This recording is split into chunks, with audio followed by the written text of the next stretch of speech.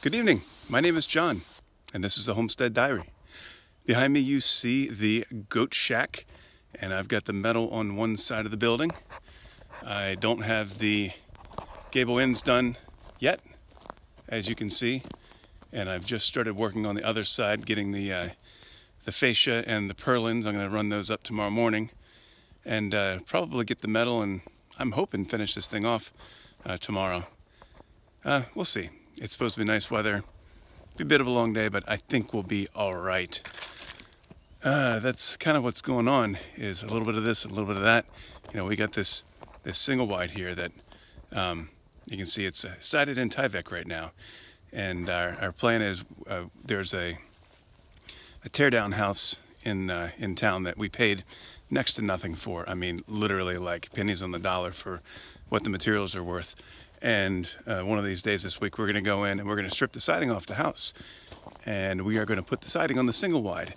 And voila, at least part of it will be done. I'm hoping we can get at least one side of it, the front side, and dress it up a little bit so it doesn't look like a trailer. I know it's putting lipstick on a pig, but that's just kind of the way it is. You know, you have this 1970s, almost doesn't leak structure, 1,000 square feet. It kind of makes sense to try to preserve it as best you can. And so it's been a beautiful day. I mean, absolutely gorgeous, perfect temperatures, nice breeze all day, mostly clear skies. And we're supposed to have that for the next couple of days. Tell you, the Ozarks are absolutely gorgeous in April. I know it's not exactly pleasant midsummer, but one of the realizations that I've come to, and this has been every single place that I've ever lived, is there are always 3 to 4 months out of the year that you don't want to go outside. Whether it's too hot, or it's too cold, or it rains too much, or it's buggy, or it's just windy all the time, or whatever. That just kind of seems to be our lot in life, as it were. I mean, unless you live in some place like Hawaii, where year-round variable in temperature is like 10 degrees. You wake up and it's 70 and it gets up to 80 when, around 2, and then it goes back to 70. I mean, some places are like that, but they're closer to the equator, and too many people, not enough resources. We went to Hawaii for our honeymoon a long time ago. Long before the age where you're not allowed to go to Hawaii anymore because of this fake virus thing. And it was nice. I mean, we had a great time. We actually put in an offer on a 6-acre parcel. And it was absolutely gorgeous. I mean, fruit trees all over the place, and a couple little bungalows, and wild chickens running all over the place. And it was neat, but fortunately, our offer was refused. And I think knowing what we know now about the direction that the world is headed in, I think that we would have been disappointed if we were there. We would have felt trapped. I mean, it's an island. We were on the big island, and I thought it felt kind of small, having lived on an island before. I lived on an island up in, I think it was Lake Erie, for about a month working at a restaurant.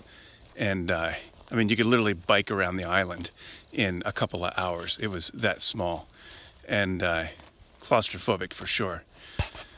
And so I think it's good that we're here where there's lots of space and not lots of people. You know, as they say, low population density is your friend. And it's been kind of neat working right at the front of the property at the head of the driveway all day long. And I literally did not see a single vehicle go by all day. It was awesome. I heard a couple vehicles go by like down the road about a mile because there's an intersection. But as far as a vehicle actually driving by my driveway, I didn't see a single one. You know, we might see FedEx or UPS 2-3 times a week. I usually see one of the neighbors drive by at least once a day, but maybe I missed him while we were in for lunch.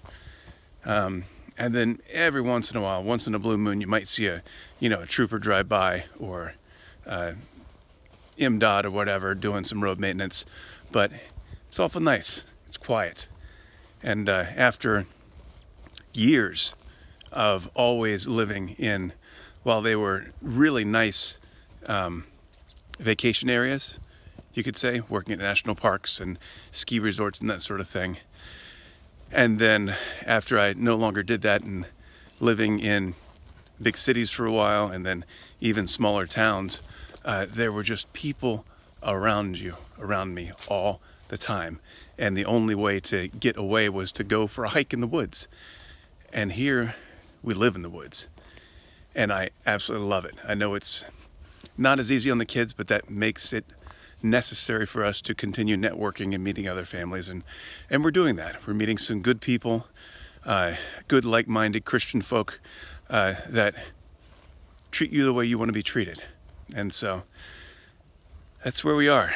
We're at a place where good like-minded people are being called together. And that doesn't mean there aren't good people elsewhere, but it feels like here in the Ozarks, there seems to be a higher concentration of people that when you mention those things that the media like to call tinfoil hat theory, they're like, yeah, duh, I know that. Everybody knows that. And so it's interesting to be in a place where people tend to be more real, tend to be more informed, tend to think more for themselves, tend to be more independent-minded. It's a good place to be. And I hope y'all have a blessed day.